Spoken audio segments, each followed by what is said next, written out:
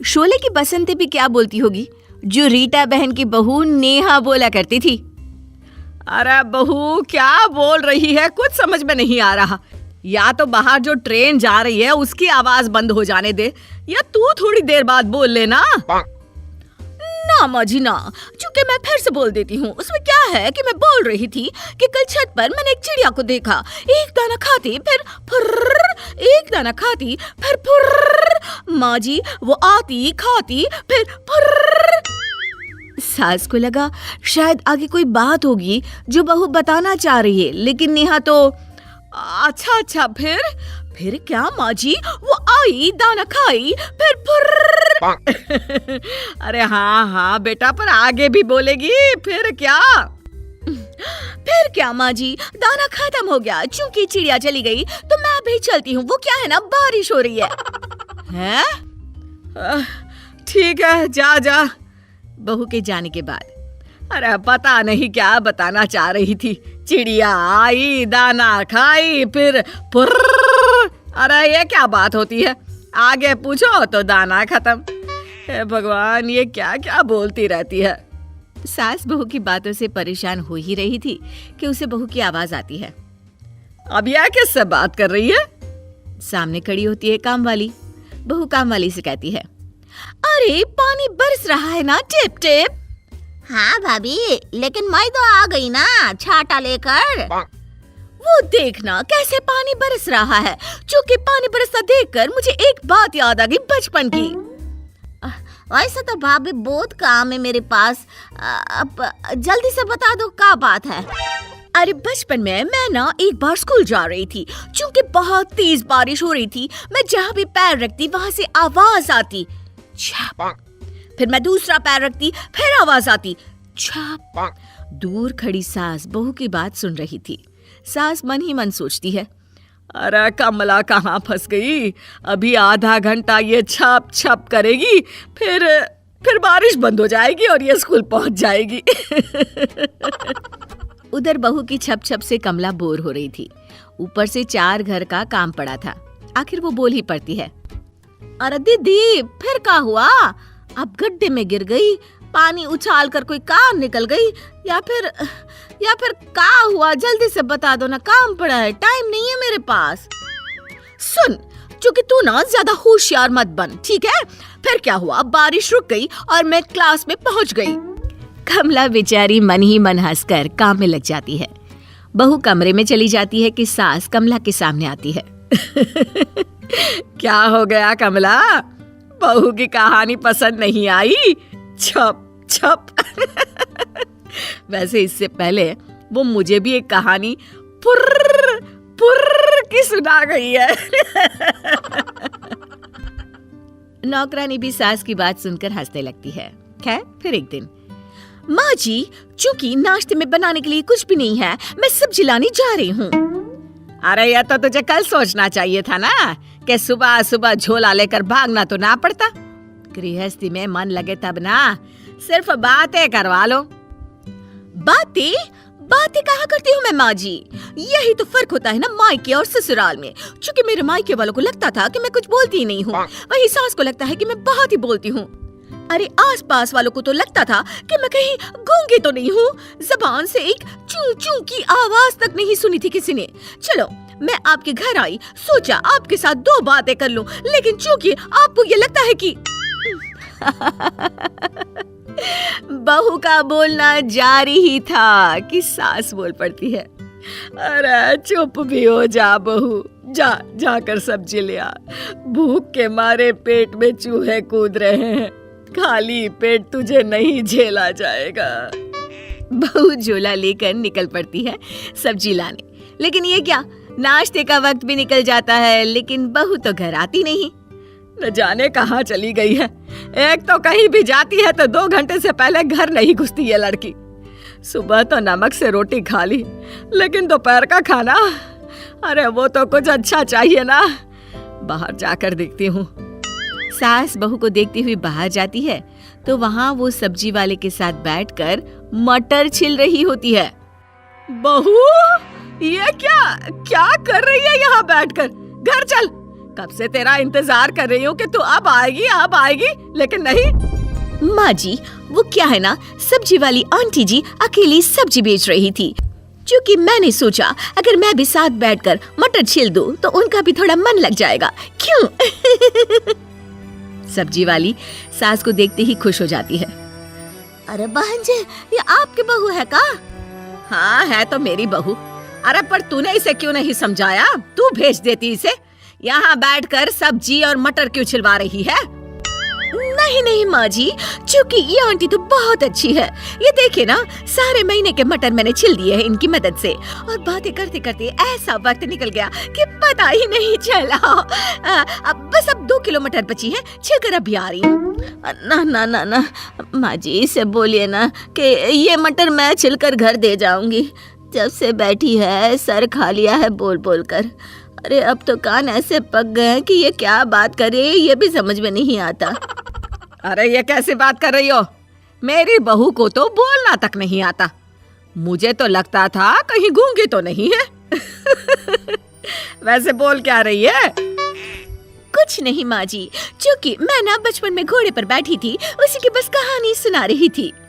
हाँ, कहानी क्या थी? घोड़े पर बैठी तो घोड़ा चल रहा था, टपक टपक टपक टपक। अरे नहीं, अभी आगे मुझे कहानी नहीं सुननी, ले जाओ इसे बस। सास बहू की बात पर हंसने लगती है और उसे लेकर घर आ जाती है। अरे बहू, ऐसा क्यों करती है तू? कैसा माँ जी, कैसा करती हूँ मैं? अरे तू सच में नहीं समझती कि तू क्या करती है? तब तो तुझे बताना ही पड़ेगा, वरना मैं तो ठीक हूँ, लेकिन कहीं सारा आस पड़ोस और बाजार हम लोगों से परेशान ना हो जाए। अब सास ठान लेती है कि बहू को उसी की भाषा में समझा कर रहेगी। फिर एक दिन बहू, पता है जब तेरा पति राजीव छोटा था तो क्या करता था? मुझे कैसे पता होगा माँ जी, क्योंकि वो क्या करता था बताइए ना, कितना मन करता है उनकी शरारतें सुनने का, बताइए ना। बताती हूँ। वो ना छुप छुप कर बिस्कुट खाता था। मैं सो जाती तो धीरे से किचन में जाता, फिर डिब्बा खोलता और एक बिस्कुट खा लेता। ओ फिर माँ जी क्या होता है? फिर वापस जाता, डिब्बा खोलता और बिस्कुट खा लेता। फिर माँ जी? अरे फिर क्या, फिर डिब्बा खत्म हो जाता। बहू मुंह बना लेती है कि सास ये क्या बात कर रही है, कि तभी काम वाली आ जाती है। अरे भाभी, पता है कल एक घर में क्या हुआ? क्या हुआ? क्योंकि तू गिर गई क्या? ना भाभी, मैं ना बर्तन धो रही थी। पहले मैं बर्तन में साबुन लगाती, उसे पानी से धोती, फिर टोकरे में रख देती। ओह अच्छा, फिर क्या हुआ? तूने कोई महंगा कांच का बर्तन तोड़ दिया क्या? अरे नहीं भाभी, मैं बर्तन में साबुन लगाती, पानी से धोती, टोकरे में रख देती, फिर जल्दी बोलना, फिर क्या? फिर क्या, सिंक से जूठे बर्तन खत्म हो गए और टोकरा फुल हो गया। अच्छा चलती हूँ मैं भाभी। बहू को अब समझ में आने लगा था कि वो क्या कर रही थी। तभी सब्जी वाली आती है। अरे बहू रानी, ये ला मटर। पता है मटर छिल रही थी तो क्या हुआ? बहू जो अब तक पक चुकी थी, माफ कर दो, मैं समझ गई हूँ कि क्या हुआ होगा। एक एक मटर छिलकर आपने पन्नी में डाला होगा, फिर छिलके अलग और मटर अलग, है ना? सब्जी वाली नौकरानी सास के साथ मिलकर हंस रहे होते हैं और बहू समझ जाती है कि उसे अब चुप रहना है। राशि को अपने बेटे को विदेश में पढ़ाने का बड़ा शौक था, लेकिन वो क्या जानती कि बेटा विदेश से विदेशी बहू ले आएगा, वो भी कोई और देश नहीं बल्कि चाइना की बहू। माँ, ये सांगसू है। क्या है बेटा, क्या है ये? अरे माँ, इसका नाम सांगसू है और ये आपकी बहू है। अरे बेटा, इसका मैं क्या करूँगी? मेरे लिए तो ये किसी तोते से कम नहीं। ना मैं इसकी भाषा जानूँ ना ये मेरी। अरे तू इसे क्यों ले आया बेटा? अरे माँ, ये हिंदी समझ लेती है लेकिन बोल नहीं पाती। आप इसे जो बोलेंगी ये समझ जाएगी। वैभव सांगसू की तरफ देख उसे माँ को नमस्ते करने के लिए कहता है। सांगसू थोड़ा सा झुककर राशि को चाइनीज स्टाइल में नमस्ते करती है। राशि भी झुक जाती है। सांगसू फिर झुकती है। माँ भी दोबारा झुकती है। सांगसू फिर झुकती है। माँ भी तिबारा झुकती है। माँ इससे परेशान होकर पैर पटकती है और मुंह बना देती है। अरे बस एक ही बार में नमस्ते बोला करो, मेरी तो कमर ही टूट गई। नमस्ते नमस्ते, भगवान ही बचाए ऐसी बहू से। ये सुनकर सांगसू हंसने लगती है।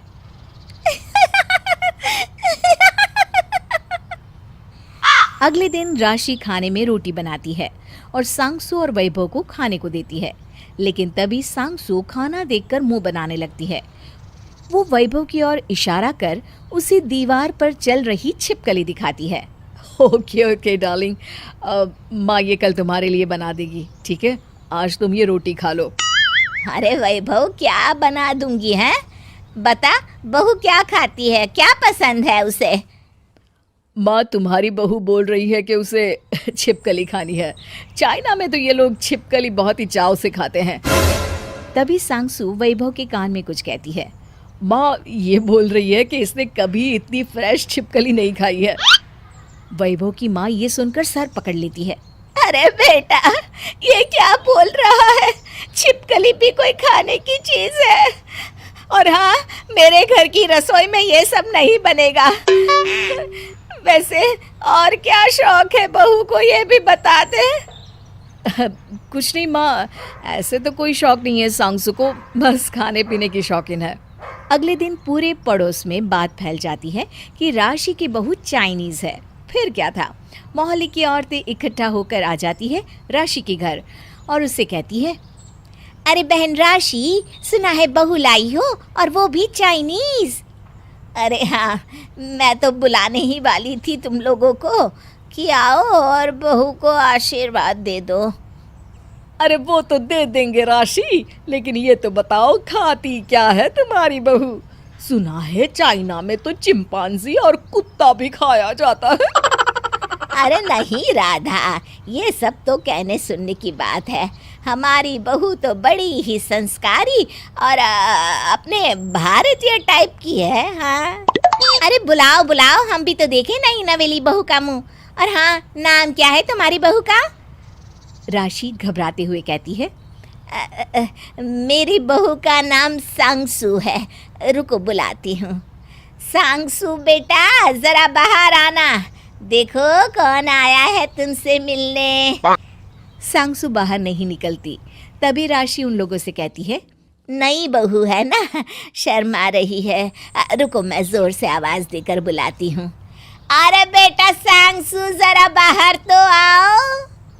तभी छोटी सी ड्रेस में कान में हेडफोन लगाकर सांगसू बाहर आती है, जिसे देख सारी औरतें हैरान हो जाती हैं। अरे राशि, बड़ी ही संस्कारी और शर्मीली बहू है तुम्हारी। सभी राशि पर हंसने लगती है और वहां से चली जाती है। राशि सर पकड़कर बैठ जाती है और शाम को वैभव से कहती है, देख बेटा, ये लड़की इस घर में नहीं चलेगी, तू इसे चाइना ही छोड़ा। वैसे भी इन लोगों का कोई सामान ना 2 महीने से ज्यादा तो टिकता नहीं, ये क्या खाक टिकेगी। इसकी वजह से आज मेरी मोहल्ले के सामने बेइज्जती हो गई। ये न साड़ी पहनना जानती है, न हमारी तरह खाना बनाना, न बोली न भाषा।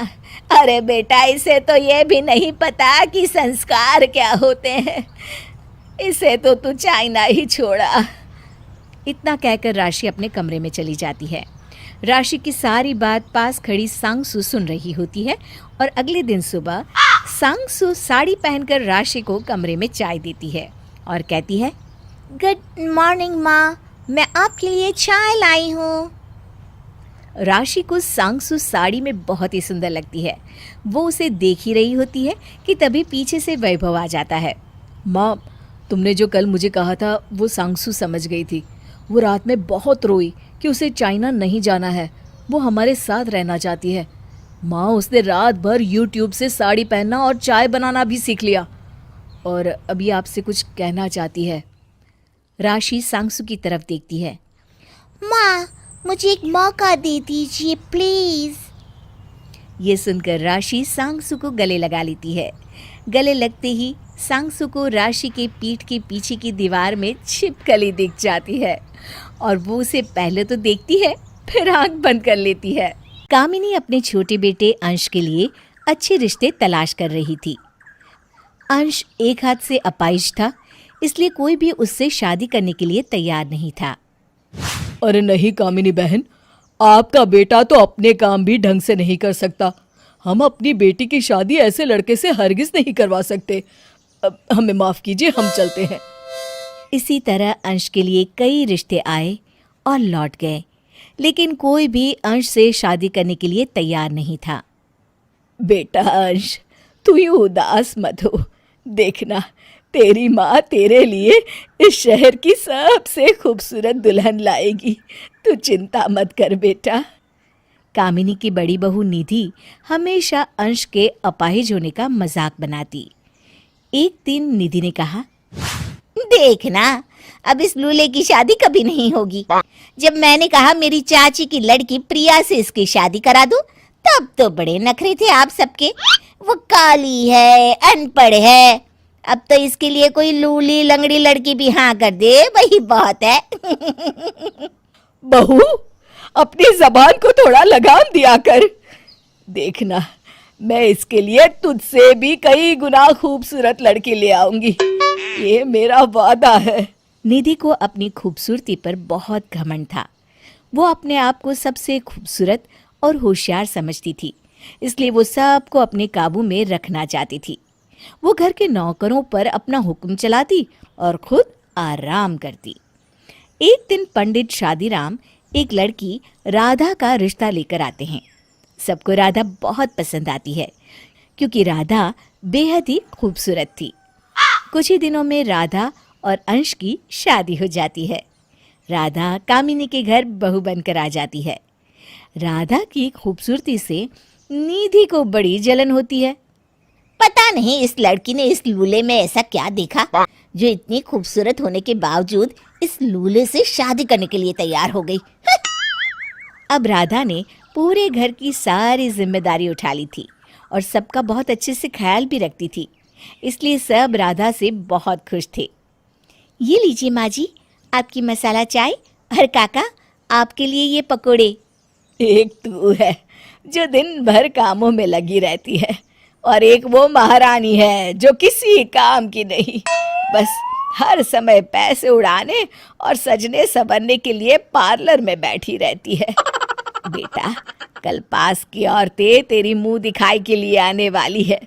मैंने तो गर्व से सबको कहा है कि मेरी छोटी बहू से खूबसूरत इस दुनिया में कोई नहीं। आज तो बेटा मैं ही तुझे तैयार करूंगी। जैसी आपकी इच्छा माँ जी। थोड़ी देर के बाद कामिनी देशी घी और हल्दी लेकर राधा के पास आती है। बहू राधा, ला, मैं तेरे सर पे ये देशी घी की मालिश कर देती हूँ। इससे बाल मुलायम और खूबसूरत हो जाते हैं। देख तो तेरे बाल कितने रूखे हैं, जैसे नकली बाल हो। इधर आ, आज मैं तेरे सर की मालिश कर देती हूँ। बैठ बेटा। मालिश का नाम सुनकर राधा घबरा जाती है। वो माँ जी, मुझे कुछ काम है, मैं बाद में मालिश कर लूंगी। इतना कहकर राधा अपने कमरे में चली जाती है और अपने सर पर लगे विग को ठीक करने लगती है। तभी निधि राधा को देख लेती है। Oh my God! अच्छा, तो असल में ये महारानी गंजी है और विग लगाकर सबको बेवकूफ बना रही है। कल मुंह दिखाए के समय अब मैं इसका भांडा फोड़ दूंगी। अगले दिन सब औरतें राधा की मुंह दिखाई के लिए कामिनी के घर आती हैं। तब निधि अपनी चाल चलती है। अरे राधा, तू अभी तक तैयार नहीं हुई? अरे ये साड़ी कैसे पहनी है? ला, मैं पिन लगा देती हूँ। राधा साड़ी की पल्लू को राधा के नकली बाल में पिन लगाकर जानबूझकर फंसा देती है और राधा को मुंह दिखाई के लिए बाहर ले आती है। जैसे ही एक औरत राधा की मुंह दिखाई के लिए साड़ी का पल्लू हटाती है, पिन से फंसा हुआ राधा का विग भी निकल जाता है और सब औरतें हंसने लगती है।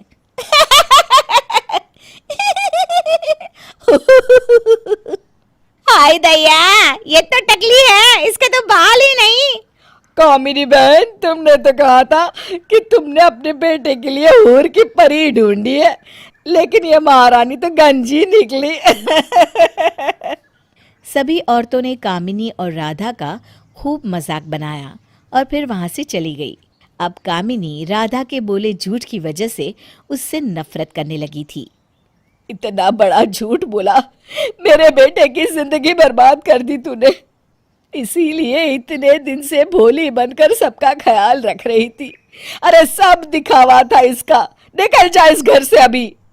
तभी वहां राधा का पति अंश आता है और कहता है, रुको माँ, राधा ने तो मुझे सब कुछ शादी से पहले ही सच सच बता दिया था, लेकिन उसकी ईमानदारी को देखते हुए मैंने ही उसे सच छुपाने की कसम दी थी। माँ, मुझ अपाहिज से शादी कर राधा ने मुझे और इस घर को कितने अच्छे से संभाला है। इंसान का तन नहीं, मन खूबसूरत होना चाहिए, जो राधा का है। मुझे अपनी पत्नी पर गर्व है माँ। अंश की बातें सुनकर कामिनी और निधि को अपनी भूल का एहसास होता है और वो राधा से माफ़ी मांगकर दोबारा खुशी खुशी एक साथ रहने लगते हैं। सोनम को फिल्म देखने का काफ़ी शौक था। वो जो फिल्म देखती उसकी हीरोइन से इतनी प्रभावित हो जाती कि कुछ दिनों तक तो उसे के रंग में रंगी दिखती। एक दिन, अरे विवेक बेटा! क्या हुआ माँ, क्या हुआ? दोनों माँ बेटे सामने देखते हैं जहां सोनम पुलिस ड्रेस में खड़ी होती है। अरे सोनम, आज कौन सी फिल्म देख ली? रानी मुखर्जी की फिल्म देखी है। आज से मैं गांव के सारे चोरों को अपने घर में बंद कर लूंगी। अरे बेटा, उसके लिए तो पुलिस है और वो घर में नहीं, जेल में बंद होते हैं।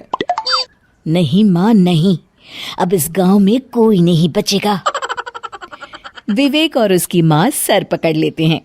दोनों को समझ नहीं आता कि वो सोनम की इस आदत से कैसे निपटे, क्योंकि सोनम घर पर पड़े सीडी प्लेयर में पास की दुकान से लाकर कोई ना कोई फिल्म देख ही लेती थी। सोनम की सास और उसका पति उसकी इस आदत से इतने परेशान हो जाते हैं कि वो लोग तय करते हैं कि क्यों न सोनम को कुछ दिनों तक उसके मायके छोड़ दिया जाए। जब वो ठीक हो जाए तो उसे ले आएंगी। सोनम की सास सोनम के मायके पहुंच जाती है और वहां उसके पिता से मिलती है। भाई साहब, कैसे हैं आप? मैं ठीक हूँ समधन जी, बताइए कैसे आना हुआ? देखिए भाई साहब, हम ये नहीं कह रहे हैं कि आपने सोनम की कुछ आदतों को हमसे क्यों छुपाया। हम तो बस ये कहना चाहते हैं कि आप कुछ दिनों के लिए सोनम को अपने पास रख लें, जिससे हमें थोड़ी शांति मिले। देखिए बहन जी, अब तो सोनम आपके घर की बहू है और रहा सवाल उसे घर में रखने का, तो मैं ये नहीं कर सकता। सोनम की सास हैरान हो जाती हैं। अरे भाई साहब, ये क्या बात हुई? अरे भाई, बच्ची है वो आपकी, उसका इलाज तो आप ही कर सकते हैं ना। कहाँ है सोनम की माँ? आप उन्हें बुलाइए, मैं उन्हीं से बात करूंगी। अरे रहने दीजिए बहन जी। नहीं नहीं, आप उन्हें बुलाइए तो सही, मैं बात करती हूँ उनसे। ये बेटी को क्या सिखा रखा है उन्होंने। अच्छा, अब आप इतनी जिद कर रही हैं तो मैं बुला देता हूँ।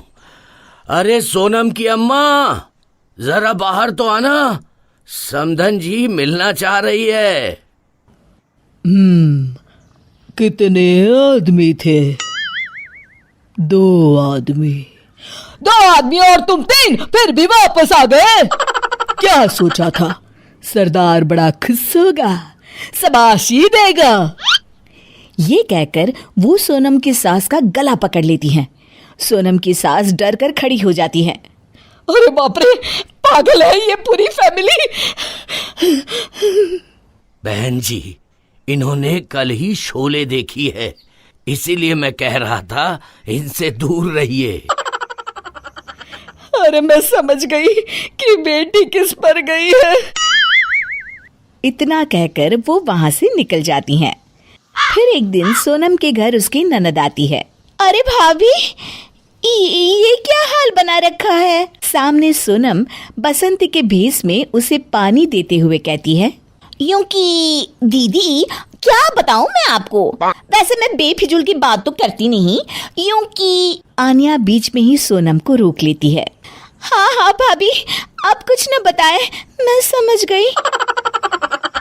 एक दिन आन्या, विवेक और उनकी माँ साथ में बैठकर बातें कर रहे होते हैं। बहू तो सारा दिन फिल्मी रंग में रंगी रहती है।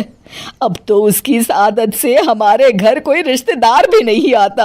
आन्या, हमने सब ट्राई कर लिया, अब तुम ही कोई उपाय बताओ। आन्या कुछ सोचती है, फिर अचानक उसके चेहरे पर मुस्कुराहट आ जाती है।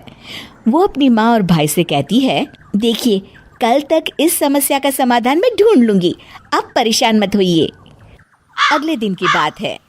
सोनम अच्छी सी साड़ी पहनकर पूरे घर वालों को सुबह सुबह की चाय पिलाती है, माँ के पैर दबाती है, विवेक को लंच देती है और रसोई के सारे काम निपटाती है। शाम को विवेक घर आता है और ये सब देखकर आन्या से पूछता है। माँ भी उसी के पास खड़ी होती है। अरे आन्या, ये चमत्कार कैसे हुआ? बस भैया, मैंने आज भाभी को बहू हो तो ऐसी फिल्म दिखा दी है। अब भाभी घर का सारा काम करेंगी, एक अच्छी बहू के सारे कर्तव्य पूरे करेंगी। हाँ हाँ, लेकिन कब तक? फिर वो कोई और फिल्म देख लेगी। और नहीं माँ, अब भाभी कोई फिल्म भी नहीं देखेंगी। दोनों हैरानी से आन्या की तरफ देखते हैं। क्यों और कैसे? आन्या धीरे से मुस्कुराते हुए कहती है, मैंने सीडी प्लेयर को ही तोड़ दिया है माँ, अब तो न रहेगा बांस और ना ही बजेगी बांसुरी। गुड मॉर्निंग मॉम जी। हाँ हाँ, गुड मॉर्निंग। मैं मंदिर जा रही हूँ। ये पापड़ रखे हैं, इन्हें धूप आ जाए तो सुखा देना। ओके मॉम जी, आपने मेरा ब्रेकफास्ट तो बना दिया है ना, विद स्ट्रॉन्ग कॉफी? हाँ हाँ, वही किचन में रखा है। हे भगवान, कैसी बहू दी है तूने मुझे। बुढ़ापे में मैं इसकी सेवा कर रही हूँ। अरे भगवान ने नहीं, ये तो तेरे लाडले ने दी है, विदेशी बहू। तुझे ही बड़ा शौक था ना गोरी चिट्टी बहू लाने का। भुगत अब तो तुम भी मुझे ताने ही सुना ही दो जी। मैं चली मंदिर। अरे ओ बहू, तूने पापड़ सुखा दिए थे? यस मॉम जी, जैसे ही धूप आई सुखा दिए। छत पर तो नहीं दिख रहे। वो तो वॉशिंग मशीन के ड्रायर में है ना मॉम जी। हाय, मेरी सारी मेहनत पर पानी फिर गया। कल की मौरी, पापड़ कोई वॉशिंग मशीन में सुखाता है क्या? व्हाट मॉरी मॉम जी, ठीक से सूखे नहीं क्या? अरे मुझे माफ कर दे और दफा हो यहाँ से। पता नहीं कौन सी घड़ी में मेरे सीधे साधे नितिन को फंसा लिया इस कड़मुही ने। क्या कह रही हो माँ? कलमुही कहाँ है वो? अच्छी खासी गोरी चिट्टी तो है। चुप कर तू, जीना मुश्किल कर दिया है मेरा तुम सबने। मेरा तो सर दर्द होने लगा। अपनी मिनी को बोल जरा मेरे लिए चाय बना दे। मिनी, जरा बढ़िया सी 4 कप चाय बना लो ना। चाय मतलब व्हाट? चाय मतलब कॉफी की इंडियन बहन। जैसे कॉफी बनाते हैं वैसे ही बस कॉफी की जगह चाय पत्ती डालनी होगी। ओके? पर पति तो हस्बैंड होता है ना, तुम्हें कैसे? अरे मेरी माँ पति को नहीं, पत्ती पत्ती मतलब लीव्स, टी लीव्स। पर माँ का मतलब तो मॉम होता है ना, मैं तो तुम्हारी वाइफ हूँ ना। अरे मर गया रे। पर मरने का मतलब तो। अरे तू जा और चाय बना। ओके? ओके, समझ गए। आप सब लोग कितनी शुगर लेंगे? 1 चम्मच। अच्छी चाय बनाना, समझी? चाय पत्ती मॉम जी। 2 चम्मच। ये लीजिए, सबके लिए हॉट हॉट चाय। ये कैसी काली चाय है? दूध डालना भूल गई क्या? डाला है ना मॉम जी। 4 कप मिल्क में 4 चम्मच शुगर 1 चम्मच पत्ती और मिल्क। 8 चम्मच पत्ती? हाँ, मॉम जी ने ही तो कहा था 2 चम्मच पत्ती 1 चम्मच शुगर। हे प्रभु, मैंने पूरी चाय में 2 चम्मच पत्ती डालने को कहा था। सत्यानाश हो, कौन सी घड़ी में से चाय बनाने को कह दिया। अगले दिन सुन, मेरी सहेलियां आ रही हैं, उनके सामने मेरी नाक मत कटाना, समझी?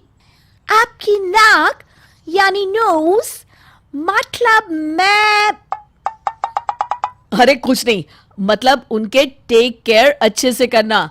Yes yes, of course. Sarita की सारी सहेलियां आ जाती हैं। भाई, हमने सुना है तेरा बेटा विदेशी बहू लाया है, हमें भी तो मिलवाओ। हाँ हाँ, क्यों नहीं। मिनी बेटा, जरा सबके लिए चाय तो लाना। जी मॉम जी, शुगर कितनी? हे भगवान, ये मैंने क्या बोल दिया। नहीं नहीं, चाय नहीं, जूस लेकर आ। मिनी सबके लिए जूस लेकर आती है। उसने वेस्टर्न ड्रेस पहन रखी है। सब औरतें आपस में खुसफुसाने लगती है। ये तूने क्या पहन लिया? वो मॉम जी, हम लोग मूवी डेट पर जा रहे हैं ना, तो मैं तैयार हो गई। जिस डेट को जाना है तब तैयार होना, अभी से ये सब क्यों पहन लिया? अरे सरिता, मूवी डेट मतलब फिल्म देखने। ये आजकल के बच्चे जाने क्या क्या बोलते हैं। अब मैंने भी अपने पोते से सीखा है। यस यस, राइट आंटी जी, फिल्म देखने जा रहे हैं। तेरी बहू का नखरा देख के तो लगता है तुझे भी विलायती बना देगी।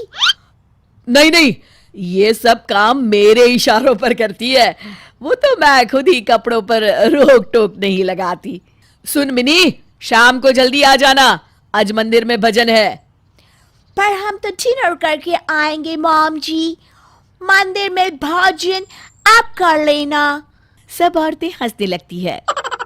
अरे भजन भजन, उसका मतलब फूड, राइट? तुमने ही तो सिखाया था, भोजन मतलब फूड। तुम जाओ, इससे पहले कि मेरी बच्ची कुछ इज्जत का फालूदा बन जाए। You mean falooda ice cream mom ji? अरे चल यहां से। आ गए तुम लोग। मेरी सब सहेलियां मुझ पर हंस रही थी। कल से मैं इसे रोज 1 घंटे हिंदी सिखाऊंगा माँ, धीरे धीरे सारी प्रॉब्लम्स दूर हो जाएंगी। अरे सरिता, तुम इसे धीरे धीरे हमारे रीति रिवाज समझाओ। ये खुद को पूरा तो बदल नहीं सकती और ऐसी अपेक्षा करना भी गलत है, पर थोड़ा हम इसका ख्याल रख लेंगे तो ये हम सबके लिए ठीक रहेगा। आप सही कह रहे हैं जी। You are right पापा जी। शिक्षा, हमें परिस्थिति के अनुसार स्वयं को ढालने की कोशिश करनी चाहिए।